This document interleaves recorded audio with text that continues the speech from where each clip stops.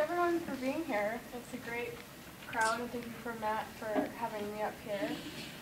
So this artist talk, I set up thinking of students, so I organized it to show my transformation and how I've grown and kind of where I started even in high school and each kind of development that came along in those stages. So this is one of my first figure paintings in high school.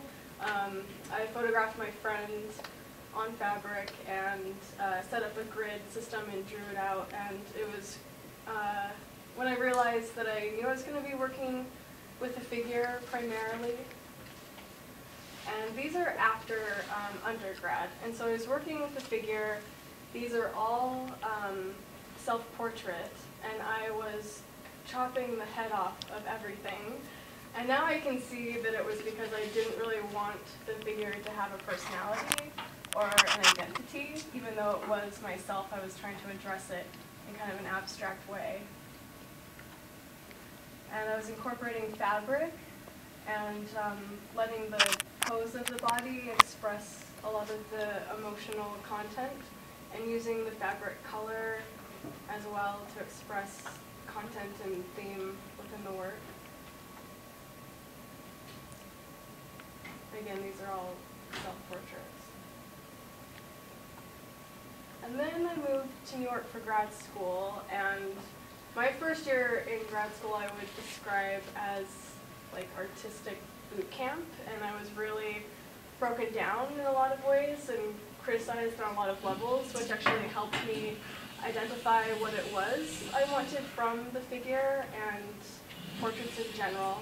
And so I started working with the whole form and including the face and moving towards understanding the body as a whole and it having a personality. So I understand now that this is where I started looking at the content more of the work. So these are two girls that I hired from, my friend had a porno shoot in his living room, and I was trying to find, I was thinking of like in the way of like Manet and all these artists that would hire prostitutes and paint them and use their body in this way where they were used to giving themselves up and being paid for it. And so I was kind of looking to these girls who are in kind of the porn industry and looking at their body in this kind of sexually objectified way. And as I was painting them, and even when I was photographing them, I just realized that I hated it, and I had no emotional connection to them, and their bodies were really empty for me, and it was a real struggle to get through the painting.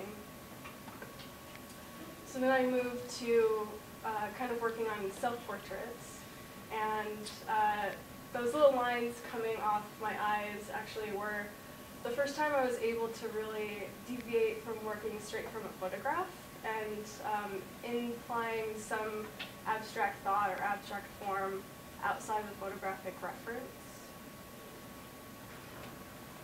And this is a portrait of my best friend's mother, Sandy. And I've been putting these auras around everyone, not really knowing why I was doing it. And so in the classic form being in grad school, I just did a whole bunch of research on it and found that in New York, in Chinatown, there was this jewelry store that actually did aura photographs, which is a Polaroid that it's produced by you put your hand on these sensors, and so it's like a biofeedback. And the Chinese ladies read it kind of like a palm reading or tarot. It's like a form of divination, so they kind of tell you what's happening and what you're thinking about. And I just thought it was the most magical, amazing, colorful thing. So these are kind of an evolution of my own biofeedback and thinking about it in terms of how I could relate it to the work. And these are my good friend David and my artistic counterpart and this guy that he had just started dating. And I wanted to do a portrait of them together, so I had them both take their aura photos separately and then together. And I didn't really transfer the color so much, it's more just that kind of blue dot in the corner. I was still a little timid about using the color in that way, but I was able to photograph them together and kind of do my first really dual portrait that I had some kind of connection to. And then this is probably what I consider the most pivotal portrait in my evolution. I had a studio visit with a class and just been really beat up in terms of being told that there had to be something changing in the work and it couldn't just be based on this photograph. And so this painting actually is only halfway finished, for me at the time. And everyone was like, you should just leave it here, it's done, it's finished. And it was the first time that I relinquished that control over making something so detailed and copying something and allowing kind of this other unconscious magic to come up through the portrait. So this was a really big moment for me, just coming to that. And I painted her again. She's the mother of one of my friends. Her name's Hiroko, and she did a great photo session with me and was very giving in what she gave me. And so with these two portraits, I'm thinking more about paint application and exploring how I can kind of just go through what I've been taught and eliminate elements and leave part open and only paint one layer instead of two. And it's really challenging myself to see how I can be comfortable with paint beyond what I've learned up to that point. And then came, these are portraits of my parents.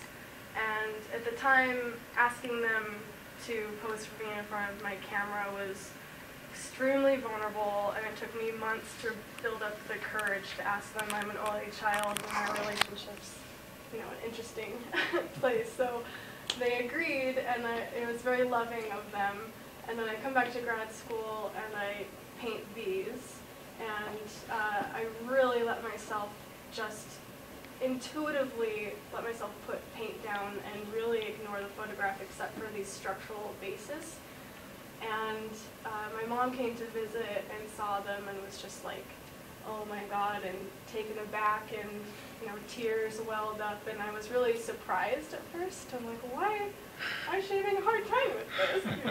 And now looking back at them, I can see that there is a layer of darkness and mystery, which I did feel in our relationship at the time, and I can see that really came out on canvas. But so these are still two of the most important paintings for me.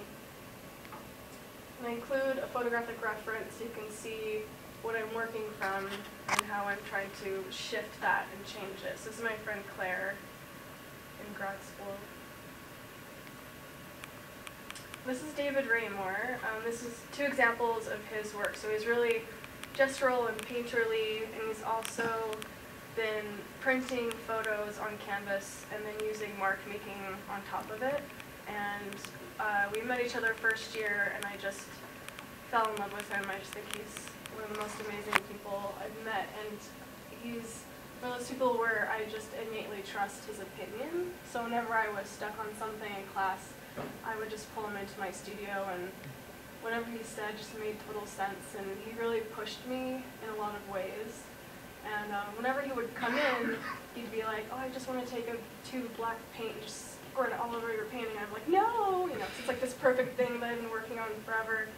And then one day I was like, well, maybe we should make a collaborative painting and see what that feels like. So this was the first one, and it's Ian and Ellen, and this is his drag, alter ego. And so he dressed up and I photographed him, and we just took turns exchanging the painting. So I would draw it in and paint a layer, and then he would come over and do mark making, and then I would react to that.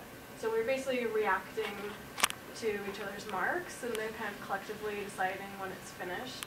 And I think this process really opened my way of seeing how I can make marks on canvas outside of what I've been taught and what I've always done. Here's a second piece of ours. This is Kindred. This is a good friend, Adrian, and this is when I really started to sand.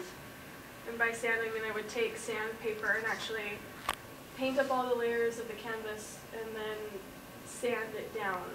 And looking back, I realized I started doing this because of all the negative feedback that I did have about being a figurative painter and the weight of art history on you and how are you going to make it different and what does this all mean.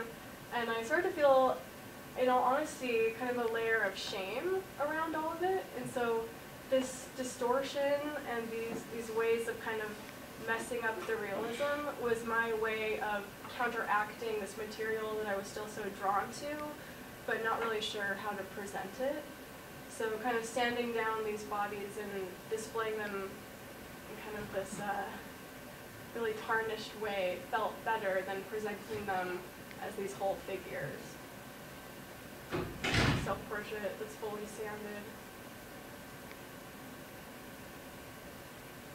So this is still a portrait of my best friend's mother, Sandy, and this was after she had experienced a heart attack and then attempted suicide, and so she was almost like a second mother to me. So I thought it was interesting to again work from the same photographic reference and see how much an emotional year can change the way you want to paint someone.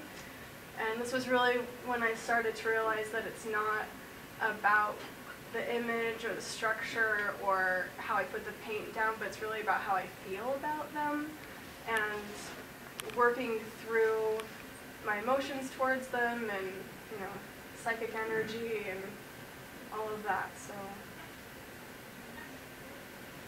this is David. I've continued to paint him up until now. And this is one of those where I experimented and then the result was extremely terrifying. So I was into sanding and I wanted to play with these layers underneath because I was not only building up layers, but now I was just pushing through them. And so I experimented and put a layer of black under the face and wasn't sure what was going to happen. So as I was sanding down, it really felt like this charred face was looking back at me. And in relationship to this portrait, it was one of the first times that I really was starting to paint my whole body and present myself in a very vulnerable way. And so I can see that, you know, this is kind of the first reflection of how I was going to feel about doing that. This is my friend Damon. And I've always, I was painting straight males for up until probably about 2012, and then I realized that I'm really just more attracted to femininity and the female body. And so after I finished Damon, I just felt like I needed to completely erase him. And so I just sanded down the canvas as thoroughly as I could to just take away his form, but there was still kind of that shadow left. This is my friend Tucker. And again, kind of placing color on these bottom layers and sanding down and seeing